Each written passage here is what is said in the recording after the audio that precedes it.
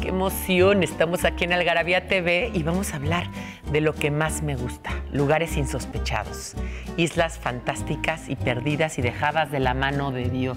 Sí, vamos a recorrer varios mares, vamos a atravesar el mundo por el Océano Atlántico, Pacífico, Índico, el Golfo de Bengala. Seres extraordinarios. Lugares ignotos e ignominiosos. Quédense aquí, Algarabía TV.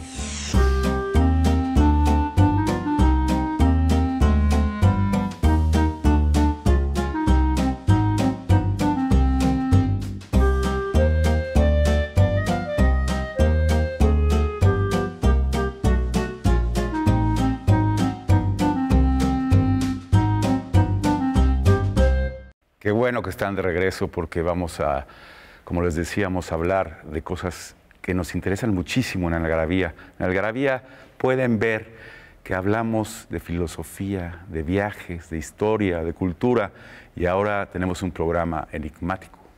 E insólito. Ajá. Y para ello tenemos nada menos y nada más que a Luis Enrique González, que es parte del equipo de Algarabía desde hace muchísimos años, pero además es licenciado en Relaciones Internacionales y un sabio en estos temas de los mares del sur.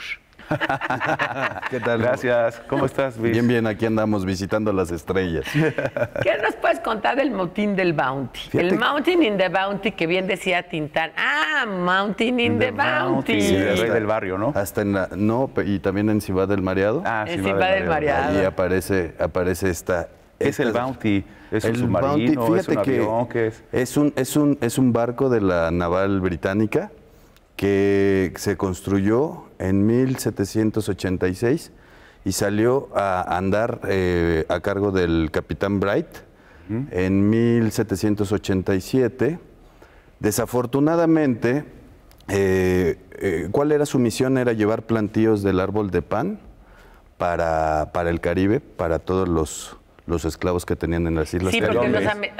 los alimentaban con este fruto, le decían árbol de pan, pero Árbol como de un pan. nabo así parecido, que tiene mucho almidón. Y era un navío que tenía capacidad de 47 tripulantes.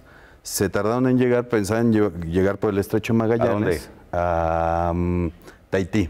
A Tahití, A y de Tahití. ahí al Caribe. Y de ahí se iban a regresar al Caribe para plantar. A la fecha, hoy el árbol de pan se tiene claro que son 48 las especies después de tanto que se planteó en tierras caribeñas durante esa época. Así, Y ¿no? la gente come eso muchísimo, lo cocina, digamos, como nabo, como ñame, como esas cosas. Fíjate que hay un dato importante de la Commonwealth, de que es la Organización de Naciones Británicas, a la cual todavía hay algunos países caribeños, entre ellos Jamaica, que entendían o pensaban que ese iba a ser la canasta básica para la alimentación de la población y desafortunadamente no tuvo ese empaque que se tenía pensado desde 1700. ¿Sabrá bueno? ¿Quién sabe?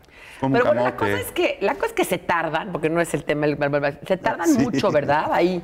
Muchísimo porque- se tardan para llegar. Se tardan 10 meses en llegar y es hasta 1788 que llegan a Tahití.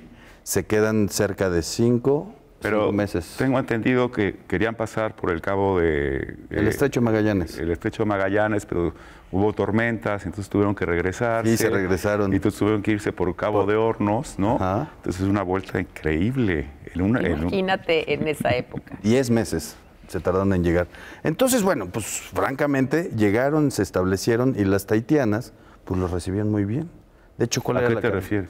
Pues muy afectivamente. Los acogieron. Sí, los acogieron y ya después en abril, ¿no? El 4 de abril, 5 meses después, emprenden la Travesía travesía al Caribe, pero no contaban con Christopher Fletcher. Ajá. Christopher Fletcher, el segundo al mando, que se amotina para el 28. Y el 28 es el motín famoso. El Sí, motín y se del Bounty. amotina, eso es interesante. El motín quiere decir se revela, con B grande, señores, se revela contra el capitán Bligh, o Bligh, pero es Bligh, yo creo, porque estaban hartos, la tripulación estaba hambrienta, estaba cansada, estaba harta y además no estaban de acuerdo con volver a regresar y hacer todo un camino. No, y aparte el capitán era un verdadero hijo de su repepín chamaco. Ajá. Que se enojaba de todo. Sí, tenía un carácter y de la fregada. Cada orden que se desobedecía, agarraba latigazos a los marinos, ¿no? Y entonces ya los ánimos estaban muy caldeados hasta que, como bien dice Luis, pues ya no resisten y se amotinan.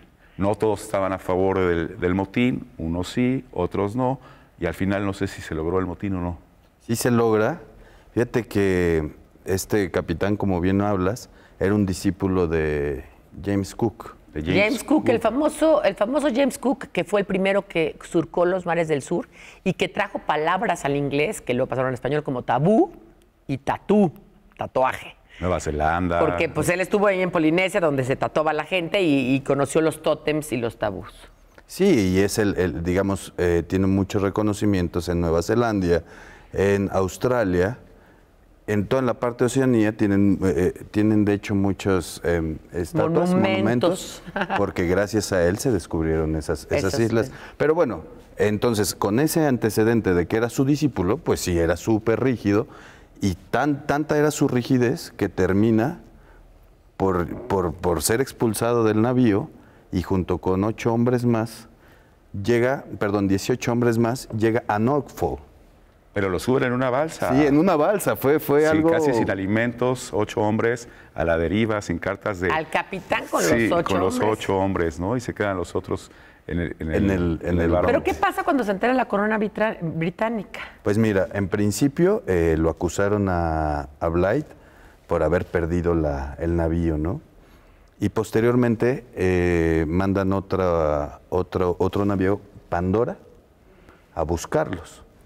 Christopher Fletcher toma rumbo hacia una isla que es Pitcairn. Pitcairn, sí. Sí, Pitcairn. Pero ellos lo tenían 200 millas al norte. Recuerden, no había satélites, señores, no había nada, no se podía localizar, entonces no sabían bien dónde estaba esa isla. En las cartas no estaba muy ubicada en las cartas de navegación. Sí. Entonces estaba a 200 millas al norte y resulta ser que este hombre alcanza a llegar y para 2 años después de que llega, que es en 1790, queman el Bounty en esta isla que se llama... Aquí no se encuentra porque... sus naves. Quemó las naves porque el Bounty se componía de 3 mástiles muy altos que eran distintivos del navío. Entonces los queman, acaban con esto, pero empiezan la pugna entre las damas que se llevaron con ellos, porque regresaron a Tahití. Pero esto no nos vas a contar ahorita. Primero nada más dime, porque eso es muy interesante, lo de Pitcairn, pero nada más dime ahorita, ¿ya habían rescatado entonces a Blythe? Sí. Ya lo habían rescatado, ya se lo habían llevado. Bueno, fue un caos cómo llegó. Llega Blythe junto con otros 4 nada más. Nada más. En el camino se perdieron algunas. Son 6,000 kilómetros los que navegaron en la lanchita Blythe y sus compinches. Exactamente. Bueno, vamos a un corte, volvemos. Esto es Algarabía TV y esto es el Monte del Bounty y algunas islas raras del Pacífico. La industria de la piratería obtiene $75 mil millones al año. En el 2014, 1.500 hombres y mujeres en México respondieron preguntas sobre la piratería. ¿Por qué compraría un producto pirata?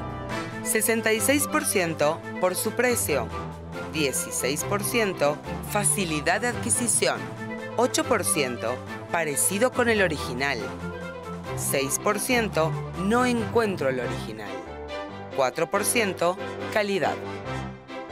En el último año, ¿ha adquirido alguno de estos productos pirata?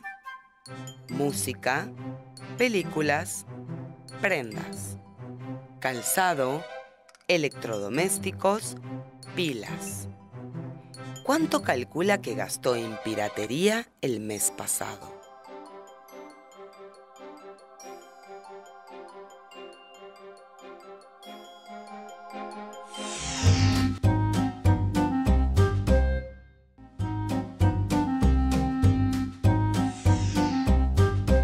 Pues aquí seguimos hablando de este enigmático asunto del motín del Bounty, Mountain in the Bounty. Entonces, ¿qué pasa después de que llegan ahí? ¿A dónde llegan? ¿A East Timor o algo así? ¿No? No, a Pitcairn. Pitcairn. Pitcairn es donde llegan y empieza a haber algunos conflictos porque uno quería a cierta mujer, a la otra, entonces se empiezan a suicidar y asesinar entre ellos.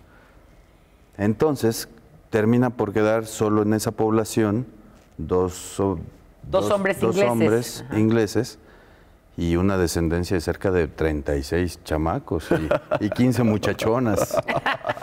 Por cierto, quiero hacer la aclaración, el capitán Bligh no llegó a Norfolk, llegó a Timor del Este. East Timor, sí, todavía. Voy haciendo la aclaración. Oye, pero te voy a decir una cosa. Estas islas Pitcairn, que ustedes pueden ver en el mapa y si ustedes las googlean las van a encontrar, ven a todos los descendientes, se parecen todos, porque todos son descendientes. ¿Cuántas personas viven ahorita ahí en las Pitcairn? 57 personas. Y parece ser que hay turismo específico. Sí, tiene su oficina de turismo y todo. Lo puedes entrar en internet y te dicen cuánto cuesta y te enseñan pues ahí los... Pero hay un tema con las personas que se encuentran ahí. La Armada termina por dar con ellos 5 años más tarde, después de que el Pandora los logra ubicar. Advierte que no los encuentran, va otro navío. Los ubican porque como les digo que había una equivocación de 200 millas al norte, encuentran a todos ellos y como queda uno que fue amotinado, le perdonan la vida y los llevan a Norfolk.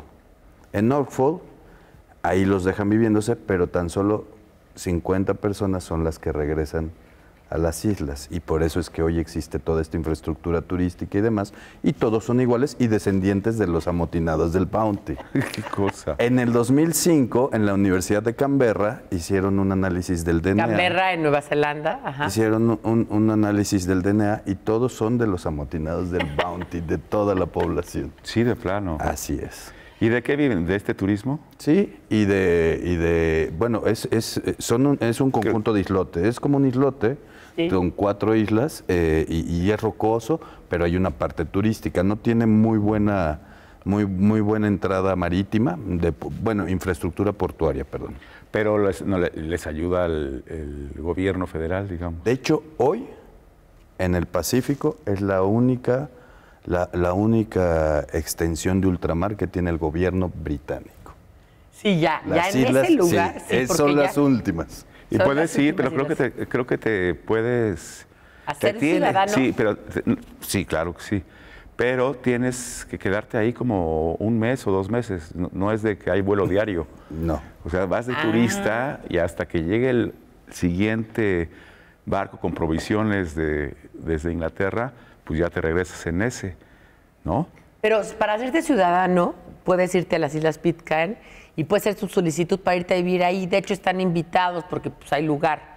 Luego, porque entre las 57 personas, nada más que pues, tú sabrás si te quieres ir a las Islas Pitcairn o no irte a las Islas Pitcairn y pues de qué se trata.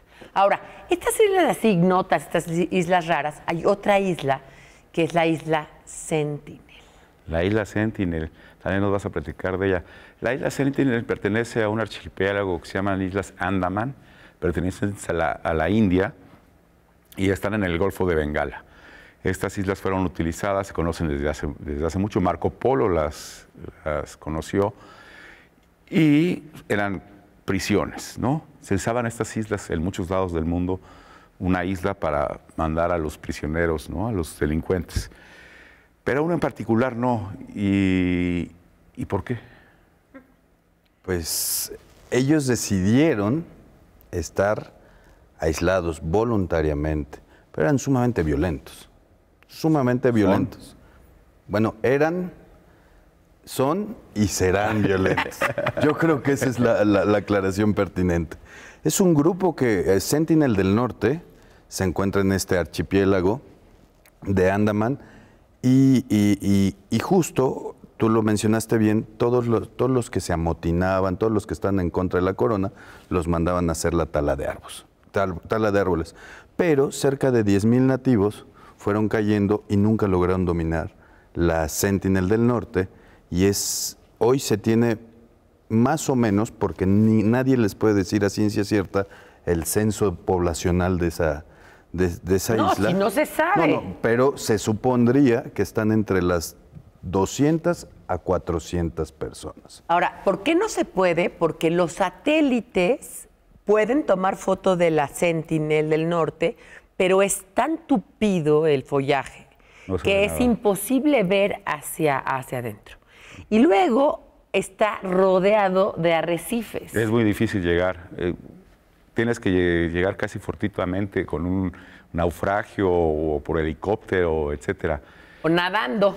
O nadando. Lo que pasa es que estos hombrecillos, porque así son hombres chiquitines, según las pocas fotos que se tienen que los han fotografiado en la playa, son muy salvajes, muy...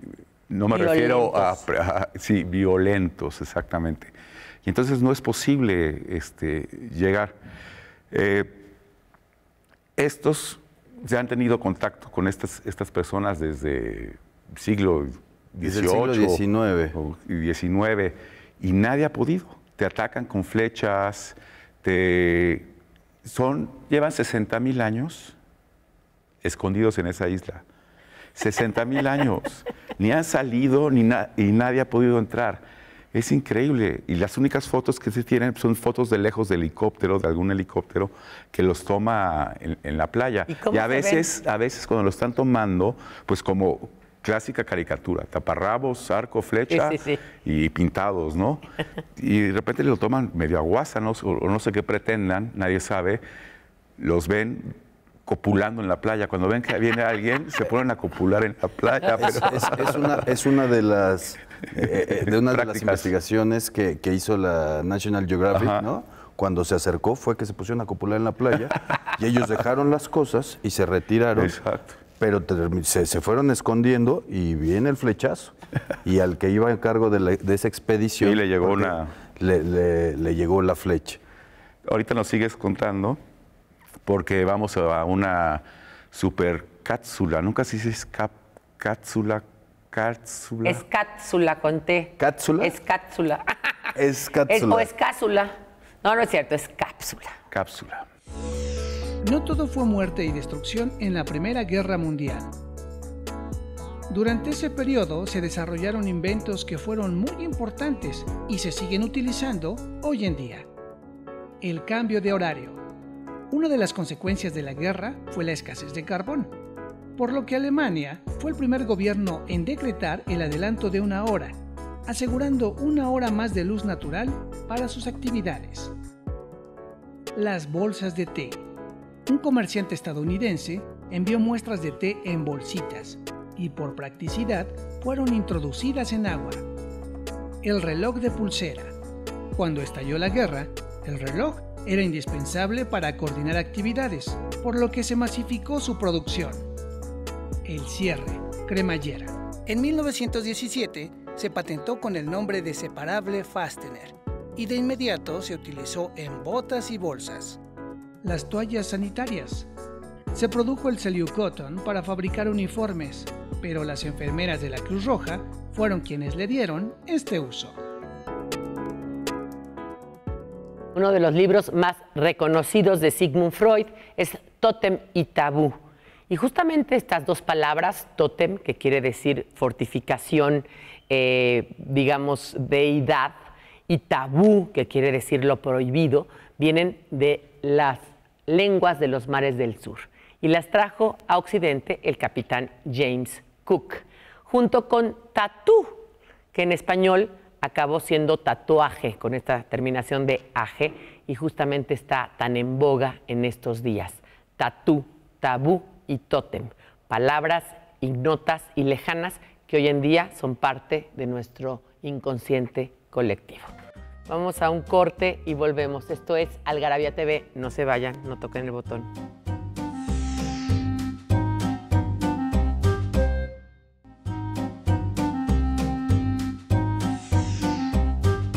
Pues sí, señores positones, aquí en Algarabía TV estamos platicando del último reducto ignoto e intocable por la mano del hombre, ¿verdad, Luis? Una civilización paleolítica. Hubo una expedición que se acercó dejaron algunos alimentos, dejaron cocos, algunos alimentos y se fueron. Y se pretendía que se siguieran haciendo más expediciones con respecto a llevarles alimentos. Los antropólogos de la India dijeron, no sigamos haciendo esto porque podemos generar una dependencia, ¿no? Por un lado, además podemos hacerlos, podemos transmitirle algún virus. Así es, enfermedades. Porque son verdaderamente, es una sociedad que no tiene ningún tipo de resguardo con respecto a la salud. A los virus, a las bacterias que pueden llegar de Occidente. Por esa situación se decidió que ya nadie se acercara. Han encallado. El gobierno de la India. El gobierno de la India lo pidió así. En 2010, la India, en este afán de volver a hacer una política gubernamental, fue establecer que el turismo y estas islas pudieran ser visitadas. Pero ¿qué sucedió? 2018. Tú nos puedes ahí contar qué le pasó no me acuerdo del nombre, pero... John Allen Chau. Él, evangelista norteamericano, pues dijo que era el último reducto... Hace menos de un año, señores, esto pasó, ¿eh? El último reducto gobernado por Satán, por el chamuco. El último bastión de Satán en la tierra. Y que tenía que llevarle la palabra de Dios, de Jesús, de los protestantes, etcétera.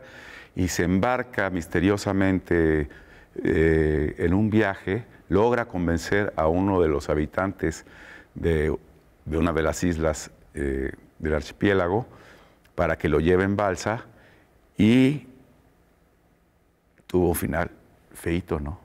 ¿Por qué? A flechazos murió.